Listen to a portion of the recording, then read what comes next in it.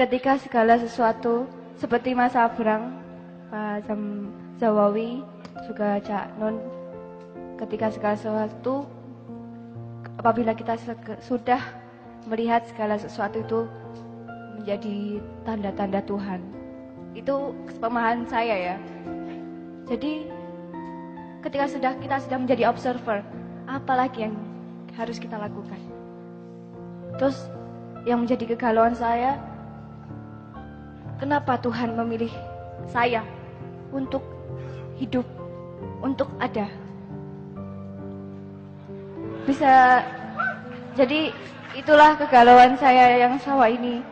Jadi saya bisa, suatu ketika saya pernah berpikir bahwasanya saya bahkan asap rokok, di situ ada Tuhan. Daun, di situ ada Tuhan. Itu adalah tanda-tanda dari adanya Tuhan. Lalu ketika kita sudah berhadapan dengan Tuhan, ya Allah, Tuhan, ini kita berhadapan dengan Tuhan. Harusnya kita sadar, tetapi yang salah dari saya itu adalah kadang kita tidak sadar. Dan ketika ya itu pertanyaan tadi ya, ketika kita sudah menjadi observer, lalu apa tugas kita, Mas Abrang? Dan mengapa saya ingin tanya ya, kalau misalnya ditanya ya, saya ingin tanya sekali, Tuhan, kenapa Engkau memilih aku untuk hidup? Ya jawabannya akan secara logika kan. Ya udah, tanya aja sama Tuhan. Tetapi kata Bapak Guru, saya harus tanya ke Simbah Guru. Ya mungkin saja bisa jawab. Terima kasih. Kasih. Ini kalau pertanyaan saya kata Mas Toto tadi jawabannya apa setelah observer? Yo kawin no jadi. Enggak gitu Mas Toto, lain saya. Tapi ini kayaknya sihir Pak Mujamil tadi itu loh. Sihirnya Pak Mujamil tentang Tuhan ada di balik daun itu loh. Jadi kalau jawabannya salah, yang salah adalah Kiai Mujamil gitu. Karena Tuhan ada di balik daun. Ya Mbak. Besok nang YouTube metu di demo ISIS karepmu. Melok-melok.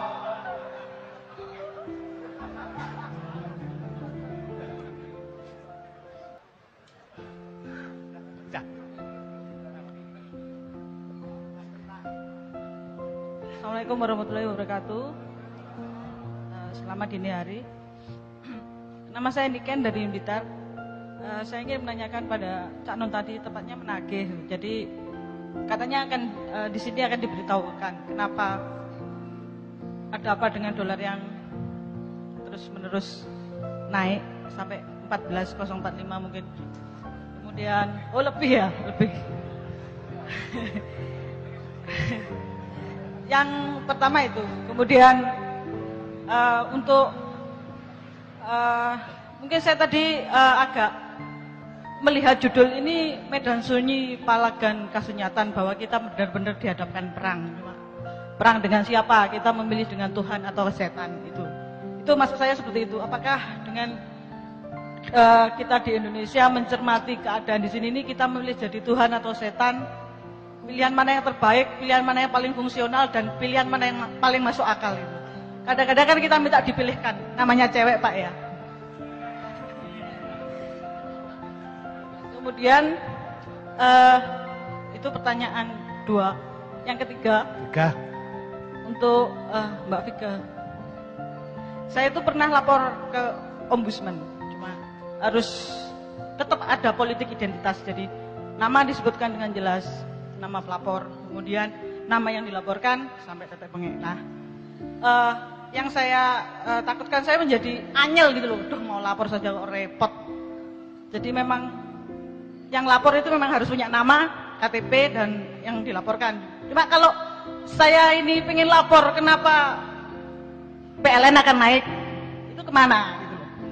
Kemudian harga bensin mau naik, atau bensin ganti Pertalite atau Pertamax gitu.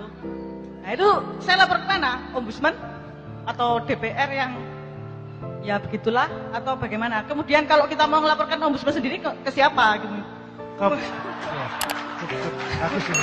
Terus yang terakhir tadi melaporkan Ombudsman mana? ke Cak Nun. Terus Indonesia juga kebanyakan organisasi yang nggak jelas juga gitu loh. Maksudnya ada ombudsman, ada KPP. Nah, yang kita pilih yang mana? Dua-duanya itu nganyel hati soalnya. Ya, terima kasih. Assalamualaikum warahmatullahi wabarakatuh. Biasa. Das,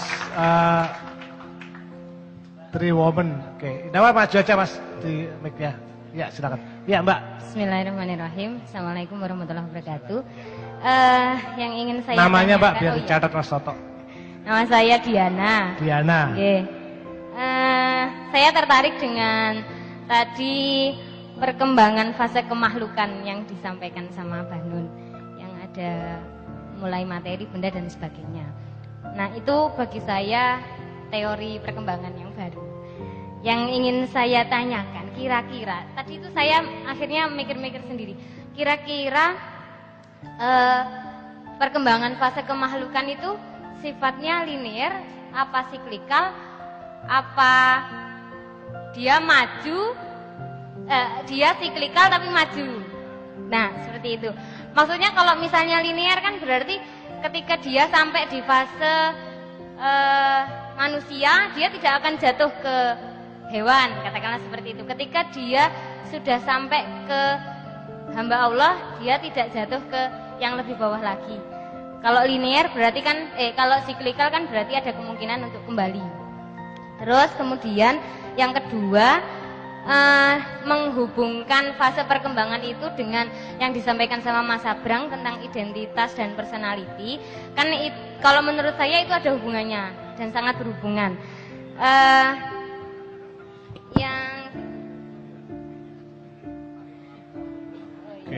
Oke, yang ini maaf, ketika manusia menjadi fase perkembangannya sudah sampai pada hamba Allah, itu kan otomatis dia bisa menyadari dan bisa menjadikan, bisa mengambil hamba Allah sebagai identitasnya, bisa mengambil fase hamba Allah sebagai identitas.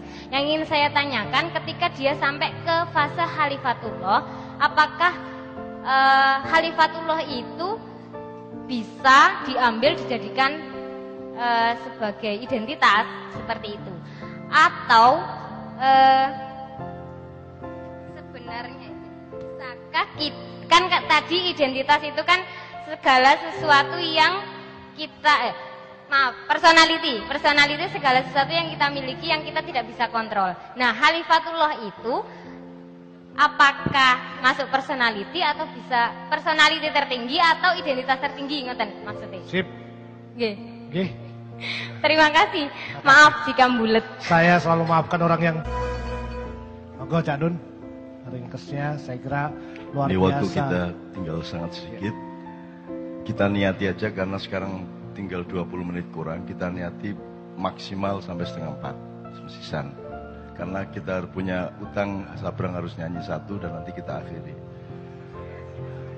Saya harus singkat dan saya mohon izin Sabrang dan Mas Suko untuk ikut mengingatkan, tapi saya pasti tidak akan saya uraikan terlalu mendalam. Jadi sehubungan dengan anak kita yang mengatakan, apa itu Mang? Kenapa saya yang dipilih gitu ya? Kenapa saya, dengan semua pertanyaan eksistensial dia tadi. Itu saya rentang luas seperti ini. Sabrang mengatakan beda antara identitas dengan personalitas. Ya, kalau personalitas itu adalah kondisi alamiah Anda, identitas adalah yang Anda bangun secara budaya atau secara pemikiran, yang terapannya bisa di politik, bisa di organisasi, bisa di apa saja. Saya ingin katakan sama Anda, ini Ma'iyah ini luar biasa. Ilmunya tidak fakultatif, ilmunya sangat universal sehingga kita sampai ke tataran sampai marifat-marifat tadi, dan itu semua relevan satu sama lain. Saya ingin katakan satu hal, bahkan tidak ada personalitas dalam kehidupan manusia aslinya. Anda jangan berpikir bahwa Nabi Muhammad adalah Nabi Muhammad. Selama kamu masih menyangka Muhammad adalah punya personalitas di mana dia adalah anaknya Pak Abdullah dan Ibu Aminah, Anda salah sangka. Kalau Anda menyangka saya adalah Muhammad Ainun Najib, itu sumber penderitaan Anda di masa yang akan datang. Karena saya bukan M. Ainun Najib. Ya. Ini mungkin masih jadi pertanyaan Anda, tapi bisa. Lebono omongan kuwi. Kok kon salah sangka kon. Aku dudu Ainun Najib. Ya. Muhammad bin Abdullah yang dikasih jatah 63 tahun itu pun cuma identitas sementara. Bukan personalitas. Itu identitas, dia harus dilahirkan secara fisik dan harus dari bapak ibu tertentu karena ada keperluan untuk mendatangkan Al-Quran bagi seluruh umat manusia di bumi. Jadi itu identitas yang sangat sederhana dan hanya dibatasi 63 tahun. Kalau Anda bertanya siapa personalitas Muhammad? Oh, dia kalau mau dicari katakanlah ada personalitasnya. Oh, dia lahir sebelum Jibril.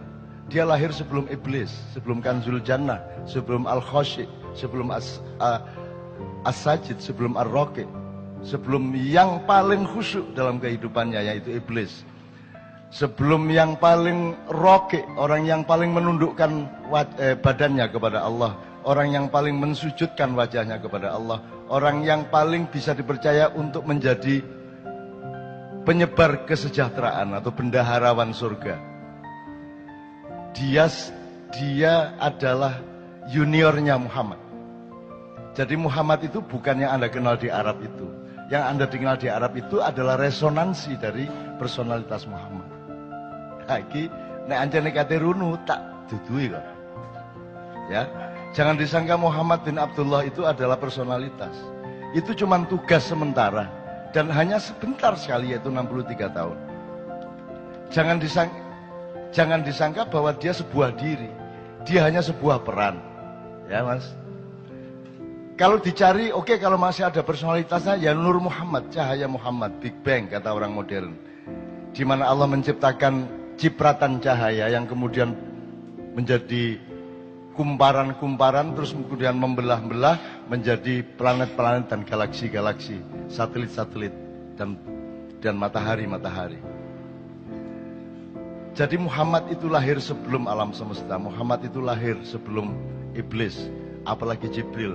Maka Jibril itu adalah juniornya Muhammad. Maka kapan saja Muhammad memanggil Jibril, Jibril akan datang. Bahkan Iblis yang disuruh berperan untuk menjadi musuhnya manusia dan musuhnya Muhammad itu bisa dipanggil, didawui, ditimbali oleh Muhammad kapan saja, dan apapun yang ditanyakan oleh Muhammad dijawab oleh Iblis dengan sejujur-jujurnya. Kalau dia benar-benar musuh, dia tidak akan menjawab sejujur-jujurnya. Dia hanya berperan. Jadi Iblis itu cuma identitas, bukan personalitas. Anda jangan salah sangka. Nah kalau dikejar lagi, sebenarnya tidak ada Nur Muhammad. Itu bukan personalitas, tidak ada diri yang sejati kecuali Allah itu sendiri subhanahu wa ta'ala. Yang lain bukan diri, yang lain hanya cipratan dari diri sejati. Cetok ya? Jadi kon iku aja tak digopoh karo awakmu dhewe. Kok aku anggitmu kon iku ono ta? Kon iku gak ono. Iku mek kun wis kon mari ono gak ono, mari ono gak ono. Gak ono masalah. Jadi awakmu gak usah perhatian sama dirimu. Dirimu itu tidak penting. Dan saya hidup itu bekalnya adalah yakin bahwa aku tidak penting. Yakin bahwa bukan aku ini yang akan jadi pusat perhatianku. Di dalam diriku tidak ada aku. Di dalam diriku tidak ada Ainun Najib. Karena sudah penuh cinta. Dan cintaku tidak boleh aku tujukan kepada diriku sendiri yang sementara bernama Ainun Najib. Di dalam diriku tidak ada diriku. Gitu loh. Wah, ini nak diterusno kon tambah pecah ndasmu wis utangnya akeh. Dikae puisi-puisi jam 3 esuk. Wis, nek disederhanakan gini. Di dalam diri Karwo ada apa? Seharusnya di dalam diri Karwo itu penuh urusan Jawa Timur, betul enggak? Selain itu tidak ada di dalam diri Karwo. Tapi Anda lihat semua pejabat, hampir semua pejabat, semua presiden di dalam dirinya penuh dengan dirinya. Di dalam diri SBY itu banyak SBY. Bahkan di dalam diri SBY ada SBY yang lebih besar daripada SBY yang memuatnya. Betul enggak? Sehingga dididik bela diri, karena perhatian utama dia adalah kepada dirinya yang dia sangka ada, padahal SBY itu tidak ada. Kalau Anda ingin menjadi orang besar, kalau Anda ingin meraih kebesaran, Anda tidak bisa memanggul kebesaran dan tidak bisa menjadi kebesaran itu selain Anda bergabung dengan kebesaran sejati, yaitu Allah Al-Akbar. Kalau Anda bergabung dengan kebesaran Allah, maka engkau menjadi bagian dari kebesaran itu. Anda tidak bisa diganggu gugat oleh siapapun saja. Itu ya. Jadi aku nang anakku sing handphone gurung dikekno AA mang ya. Sing arek ndi kemarin Malang tadi. Sing Nadia, ya bener. Nadia apa yang sebelumnya? Ya Nadia. Nadia, kamu ndak usah pikirin dirimu sendiri dan ndak usah kok aku lah anggitmu aku iku sapa? Kon iku sapa anggitmu? Gak usah kok perhatian awakmu iku. Tapi nek ancane kon ngeyel tiap hari kamu bertanya begitu, kon tak kandhani. Sebentar lagi kamu akan tahu kenapa kamu yang dipilih oleh Allah menjadi dirimu. Radio, ya. 1 tahun kemudian kamu akan tahu kenapa engkau yang dipilih. Cukup 1 menit sesudah kamu tahu apa isi hati suamimu. Nek kon wis ro isine atine suamimu, kon iso jawab pertanyaanmu iku mang. Dan percayalah, sampai akhir hayatmu, kamu tidak benar-benar tahu isi hati suamimu.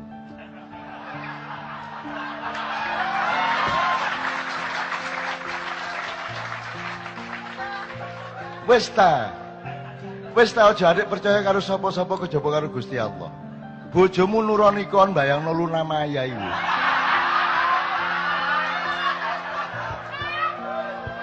Jadi sudahlah, jadi kamu jangan tuntut suamimu kayak apapun dan jangan tuntut dirimu kayak apapun.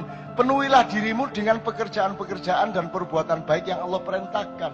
Jadi dirimu adalah perbuatan baikmu itu, bukan Nadianya, bukan yang kamu sangka dirimu itu. Jadi orang yang masih sedih, orang yang masih pesimis, orang yang masih tidak punya semangat adalah orang yang salah sangka terhadap dirinya sendiri. Dan karena dia salah sangka kepada dirinya sendiri, maka dia juga salah sangka kepada dunia, dia salah sangka kepada apa saja, apalagi kepada Allah Subhanahu wa taala. Dia pasti salah sangka. Wes ya. Cik iso diterusno iki, tapi cukup ya. Cukup. Dah. Jangan salah sangka kamu. Jadi dirimu itu enggak usah anu lah, enggak usah peduli lah. Aku gak peduli kok. Aku gak peduli karo awakku. Karena aku sepi, karena kadang-kadang aku ingat aku ini seolah-olah aku, tapi kemudian lupa lagi karena aku harus ketemu dengan bang-bang wedan. Nanti pulang dari sini naik mobil, dolek rawon, rada eling meneh. Loh aku ndek endi rek? Ngono kan? Nah itu saya itu mengalami kesepian terus-menerus. Dan kesepian itu aku perlukan. Aku topong rame. Kamu pikir kalau riuh rendah suara itu tidak sepi. Semakin riuh rendah semakin sepi. Kalau engkau berada di dalam dirimu yang sejati, yang jauh di lubuk jiwamu itu. Mulane wong Jawa duwe topong rame, gitu loh ya. Nah, tapi iki wis cukup lah. Wis saiki berikutnya yang saya ingat aja. Syariat, thariqat, hakikat, makrifat. Mas, setiap orang boleh berpendapat dan pendapat mengenai 4 hal ini bisa beribu-ribu dan tidak usah berdebat satu sama lain karena setiap orang boleh membangun identitasnya berdasarkan pemahamannya terhadap 4 ini. Saya pribadi tidak pernah bisa melihat bahwa 4 ini adalah tataran atau stratifikasi. 4 ini sebuah sistem. Kalau Sabrang tadi menggambarkan syariat adalah ketika engkau naik kapal. Thariqat adalah ketika engkau mendayung kapal. Hakikat adalah ketika engkau terjun ke dalam lautan, menemukan satu mutiara. Dan makrifat adalah ketika engkau kembali ke kapal dan memegang mutiara, kemudian berpikir akan aku apakan mutiara ini. Aku hafal kata-kata anakku. Kurang ya opo. Betapa bangganya seorang anak yang kalimatnya dikutip-kutip oleh bapaknya sendiri. Di depan orang banyak dan di depan matanya sendiri. Anjane mata nih.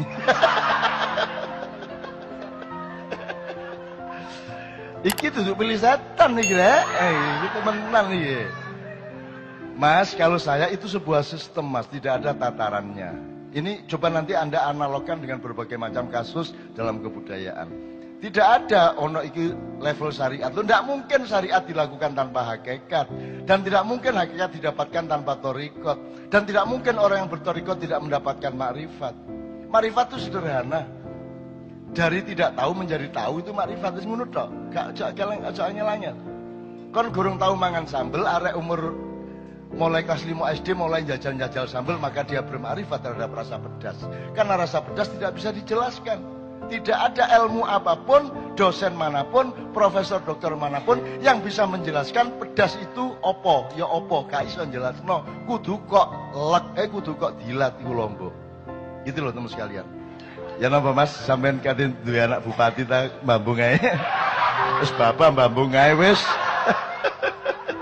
Iku sapa gawe teori ngono iku pian arek-arek iku wong Jawa akale karo-karo. Jadi mas itu satu sistem mas, menurut saya. Tapi kalau Anda melihat itu tataran, tidak ada masalah. Tidak ada masalah, bisa juga benar. Bisa begitu caramu berilmu. Begitu, mungkin begitu, rute spiritualmu. Tidak ada masalah juga kalau itu tataran. Kalau saya melihat itu satu sistem, satu bangunan yang merupakan satu rangkaian dialektis. Setiap kali kita mengalami keempat-empatnya, gitu loh, sekaligus. Karena tidak mungkin Anda bertorikot tanpa wujud dan mekanisme syar'i. Kan gitu. Gak iso, kudu nganggo iku. Gelem gak gelem karena Anda masih penduduk bumi. Kalau Anda sudah seperti saya, itu kadang iya, kadang tidak ada masalah. Karena saya tidak pernah melihat bumi dari bumi. Saya selalu melihat bumi dari atas bumi. Maka aku bisa melihat segala sesuatu yang terjadi di bumi sebagai barang kecil-kecil yang lucu-lucu. Nah, tak kayak padanan sedikit. Anda kenal jadi gini, kalau orang Jawa iku nek ngomong karo konco kan meso gak masalah, kon gak masalah. Tapi kon karo ibumu wani kon ngomong kon. Karo mbokmu. Mbok kon ya apa sih, Mbok? Yamene gurung gawe kopi. Wani kon ngomong ngono. Apakah itu feudalisme? Bukan, itu rasa kata Sabrang tadi. Rasa. Kamu tidak perlu mempelajari kebudayaan, tapi kamu punya rasa bahwa kalau sama ibu pasti memilih kata-kata yang lebih khusus dan sikap badan yang lebih khusus dan perilaku yang lebih khusus karena kepada ibumu. Demikian juga mungkin kepada Pak Lurah, kepada orang yang lebih tua, kepada teman yang agak lebih senior, kamu juga tidak bisa kon. Jadi itu bukan feodalisme. Jadi kalau ada ngoko, kromo madya, kromo inggil itu bukan feodalisme. Itu ekspresi rasa orang Jawa yang sangat peka terhadap tekstur dari hati manusia. Ya, jadi sekali lagi bukan feodalisme. Jadi ono wong ngomong Jawa feodal, iso bantah saiki. Ngono ya.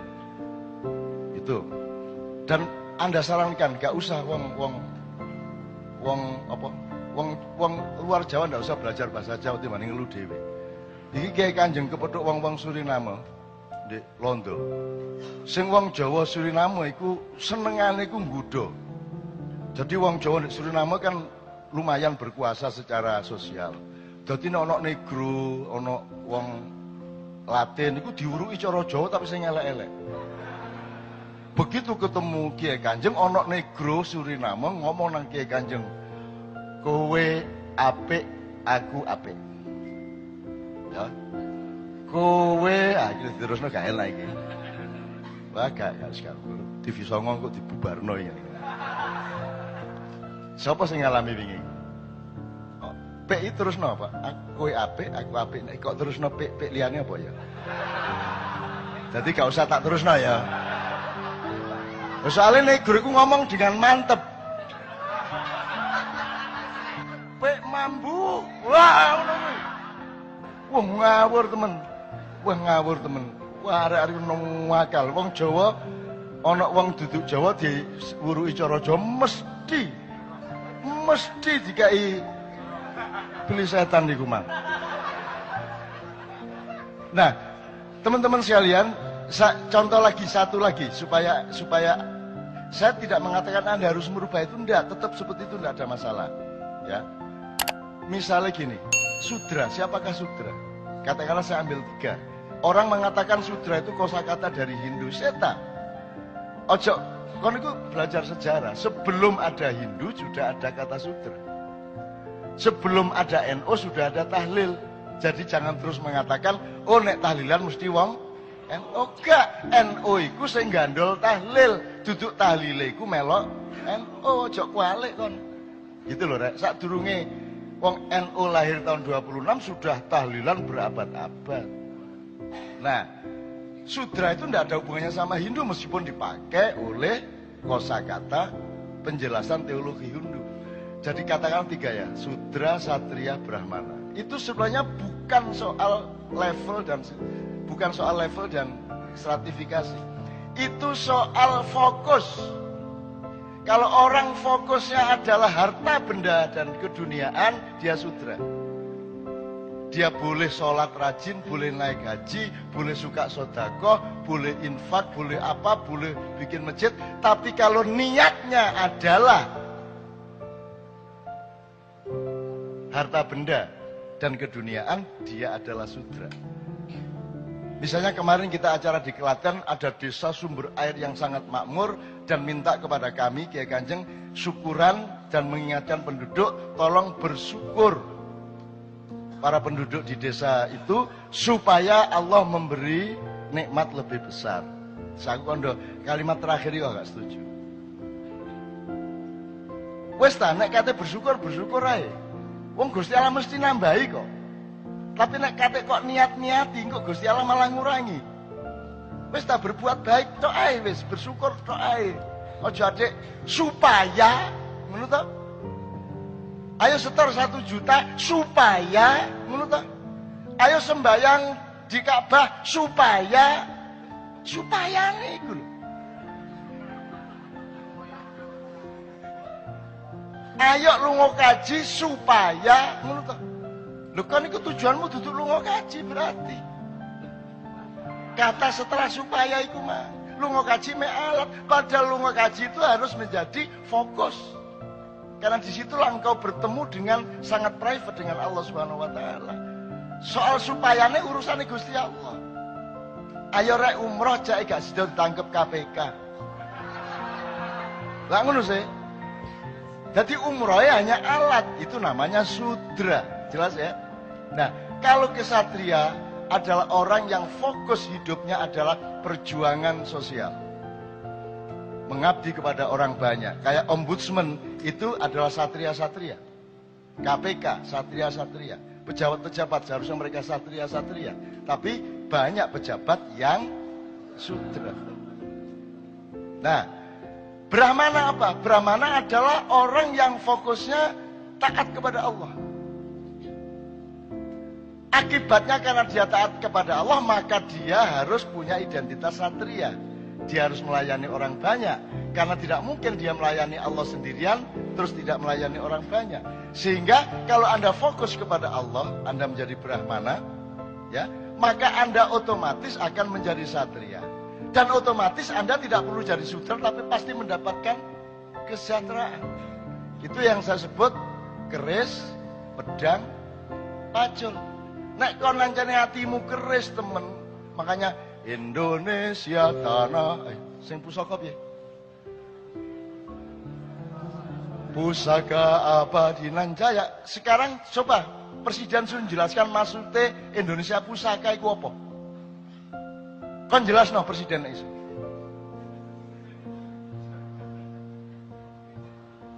Makanya ndolek Presiden iku sing hati-hati.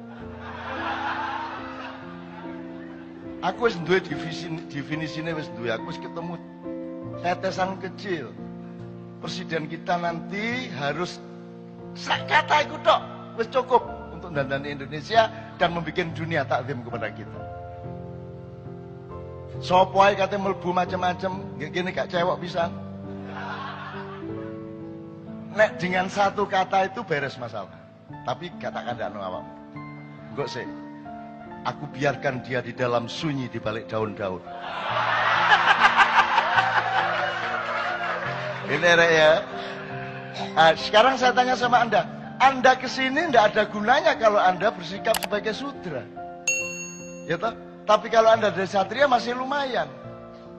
Tapi kalau mau lebih sip lagi dan lebih terjamin lagi, jadilah Brahma. Berpikirnya pelayanan kepada Allah, ketaatan kepada Allah, maka Anda pasti harus taat, harus melayani sesama manusia. Tidak mungkin Anda taat kepada Allah tanpa rahmatan lil alamin. Kan jelas logikanya. Gitu loh teman sekalian. Nah, dengan begitu teman yang soal syariat, thariqat, hakikat ma'rifat tadi, tolong itu menjadi wacana saja, tidak perlu Anda merubah apa yang sudah Anda lakukan dan Anda pahami. Kalau Anda bertanya, apa yang harus dilakukan oleh orang ma'iyah? Benar ya? Yang harus dilakukan orang ma'iyah adalah menanyakan kepada dirinya apa yang harus dilakukan oleh orang ma'iyah.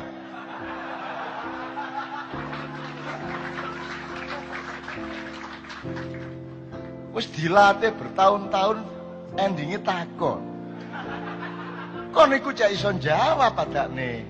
Lah nek kon takon gak perlu kumpul, wis langsung ae SMS-an, Cak, ya opo ngene, ngono tok wis. Gak perlu bang-bang wetan. Karena saya tidak akan melakukan mobilisasi kepada Anda. Kalau di Indonesia ini misalnya katakanlah ada 1000 orang seperti orang ma'iyah di setiap kota, jelas yang apa yang harus dilakukan, wani aku revolusi. Tapi jumlahmu masih terlalu sedikit, kok liane belum tentu siap. Dan mereka itu kebanyakan sudra semua. Anda kan sudah satria, bahkan di antara Anda sudah brahmana. Kalau bangsa Indonesia sudah mengerti bahwa mereka itu seharusnya adalah bersikap kesatria, maka Indonesia gampang, tidak usah diniati revolusi, akan revolusioner dengan sendirinya. Loh, tapi KPJ sudra, mayoritas itu masih aktaruhum sudra, kan begitu. Oke, apalagi Bran? Apalagi Bran?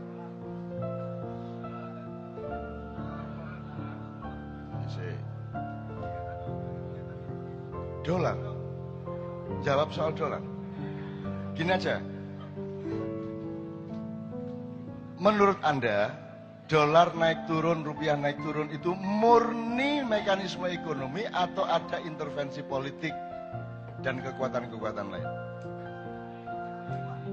Terserah berapa persentase intervensinya, tapi ada intervensi sebagaimana tahun 98. Nah, sekarang Anda harus berpikirnya bukan bagaimana sekarang rupiah bisa naik.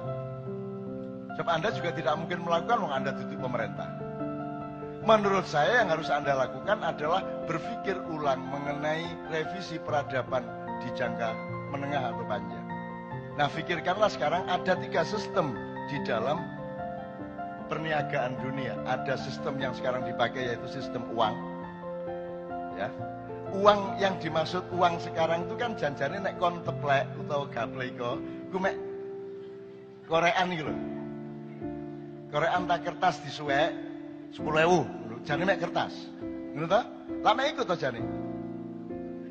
Engko aku utang mek njupuk pentol korek telu berarti utang 30.000 ngono ta. Jadi dia cuma X dan Y. Uang itu uang itu omong kosong, dia cuma simbolik, gitu ya. Tapi saya kira ono nyar lho, Rek. Ono dolar ternyata saya gambari Jokowi ya. Top temen iku. Ono lho. Aku pas dikirimi gimana? Top temen iku. Nah, ada sistem yang lain yang dulu di zaman katanya primitif adalah sistem barter. Sistem yang ketiga yang kelak harus dikembangkan adalah sistem di zaman Rasulullah, di mana alat tukar itu harus punya harga sesuai dengan nilai tukarnya. Jadi nek ono koin berharga 10.000, dia benar-benar bernilai 10.000. Itu namanya sistem dinar. Jadi sistem keuangan seperti sekarang ini kan digadulinan sampai kapanpun. Digadulinan. Sakarep-karepe Amerika nyetak dolar piro wong diuncalno nang luar negeri kok. Sementara nek awakmu wis kadung rupiah wis jeblok kayak ngene kon nyetak duit makin banyak semakin inflasi. Tapi dolar dengan mudah. Tapi dilawan oleh Cina dengan ilmu Tai Chi. Kan begitu. Oke, jadi menurut saya jawabannya ada jawaban jangka panjang, ada jawaban kelas menengah, ada jawaban instan. Dan yang instan ini bagaimana mungkin Anda menjawab kecuali Anda melakukan desakan-desakan yang kuat kepada pemerintah yang berlaku sekarang. Tapi Anda tahu presiden kan tidak berkuasa. Bahkan ibunya pun tidak berkuasa. Yang berkuasa adalah yang dulu membiayai. Benar nggak? Nah, yang membiayai ini pun bertengkar satu sama lain.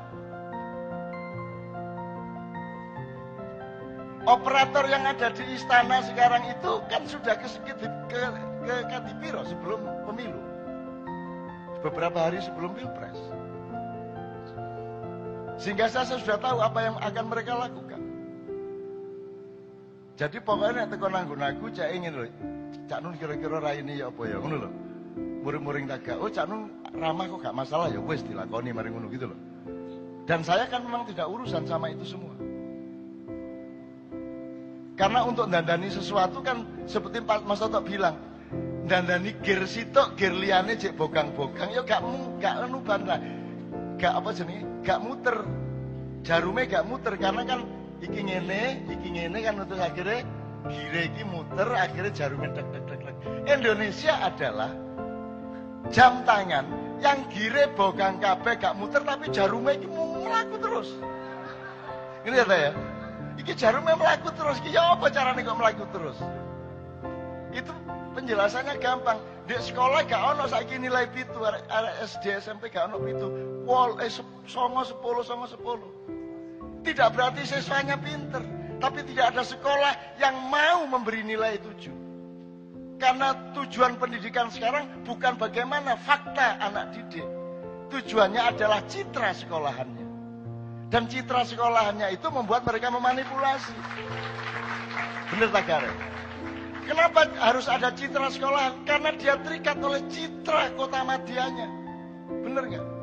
Iki nek ono sekolahan kok nilainya pitu-pitu, dioreng-oreng karo Pak Bupati. Kepala sekolah bisa dipindah.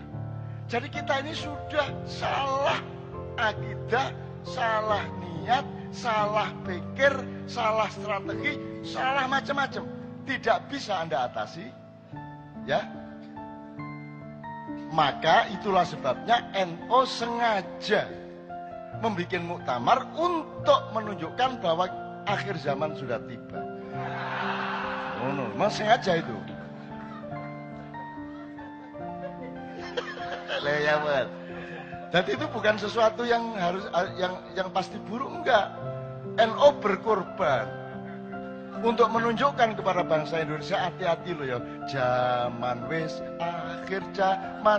akhir sing ngati-ati. Ya ngono to. Muktamar NO. Terus apa terusnya?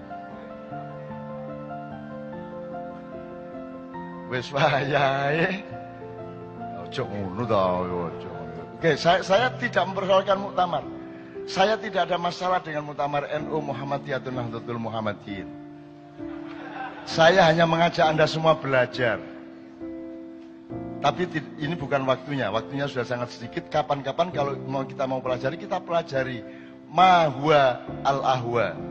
Ahlul hali wal aqdi. Apa itu dia?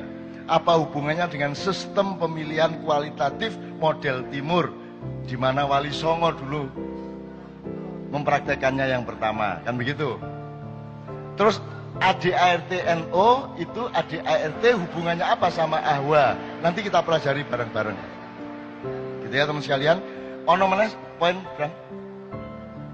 Sudah tidak ada ya. Jadi dolar gini, dolar ini Anda tidak usah terlalu pusing-pusing amat, tapi syaratnya Anda harus punya putaran ekonomi real kecil-kecil. Ya. Akan sedikit terpengaruh, tapi nek awakmu duwe putaran dhewe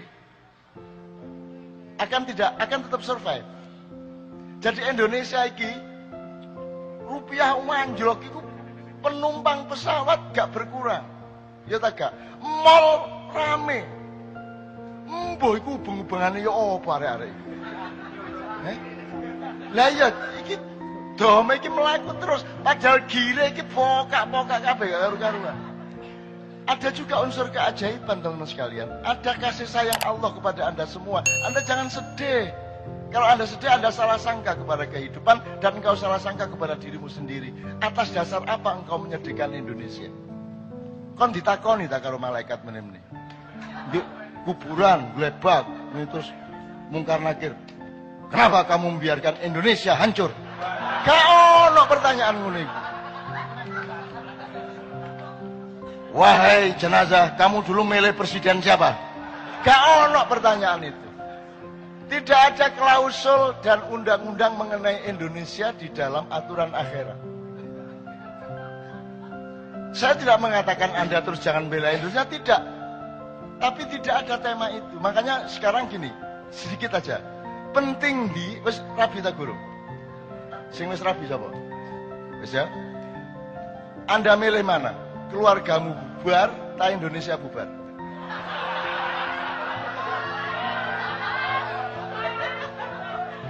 Jangan menyangka saya anti Indonesia dan ingin Indonesia bubar loh. Tapi Anda harus punya keputusan identiti tadi itu. Keputusan prinsipil. Lebih penting mana? Keluargamu apa negaramu?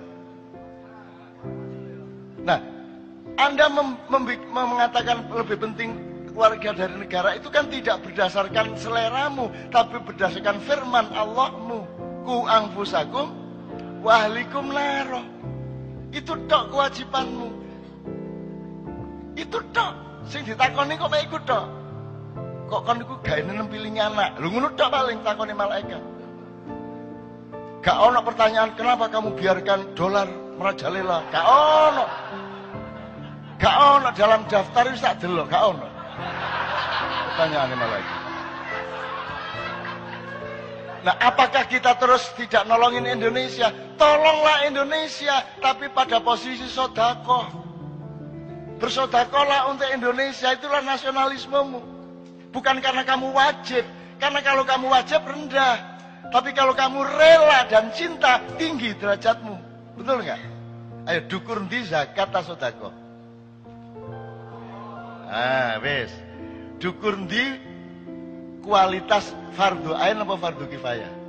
Ayo, coba muring-muring loh. Ayo. Kan selama ini kan fardu ain dukur dewe memang dia paling atas sendiri. Wong penjelasannya harus kronologis. Tapi orang yang melakukan fardu kifayah itu memiliki kemuliaan yang lebih tinggi dibanding orang yang melakukan fardu ain. Zakat, ya mesti ayo wong dikongkon. Gak wani nek gak nglakoni zakat. Diuring-uring temen nek gak zakat. Tapi nek gak sedekah lah gak diuring-uring. Tapi kon gelem sedekah, kon ikhlas sedekah, berarti sedekah itu kemuliaan. Maka mari kita cintai Indonesia dengan bersedekah kepada Indonesia, bukan karena kita berkewajiban terhadap Indonesia. Kenapa ndak berkewajiban kepada Indonesia? Lah wis mbayari Jokowi ya. Wis mbayari pemerintah mosok kene sing diwajibno. Apa gunane kene nglumpukno pajak sampai dipenek-penek? Developer matek kabeh. Kabeh dipajeki ndek kene pajak kono pajak ditekan habis-habisan. Ibarat rakyat iku petik dipenek-penek sampai sing metu duduk ndoke tapi taeke. Kita mboten. Jadi teman sekalian, apakah aku anti nasionalisme? Tidak. Aku menaikkan derajat nasionalisme dengan menyarankan Anda semua, cintailah Indonesia, perjuangkanlah nasib Indonesia dengan sodakohmu. Karena yang berkewajiban sudah kita bayar untuk ngurusi, kan gitu. Nah, jelas ya hukumnya ya. Nah, ini nanti masuk fikih Muzamili.